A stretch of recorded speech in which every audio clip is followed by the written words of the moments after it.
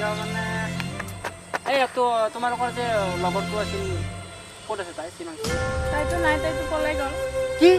তাই পলাই গ'ল কেতিয়া পলাই গৈছি 5 দিনমান হ'ল তুমি গমেই পোৱা নাই ঠিক আছে দে তহঁতে থাক তেতিয়াহ'লে মই যাওঁ তাই যি কৰিলা কৰিলা আৰু চালা এই আপি জাপটো এনেকুৱা নেকি ইমান ভাল পাইছিলোঁ মই তাই চেছ কৰি ফেললা পলাই যায়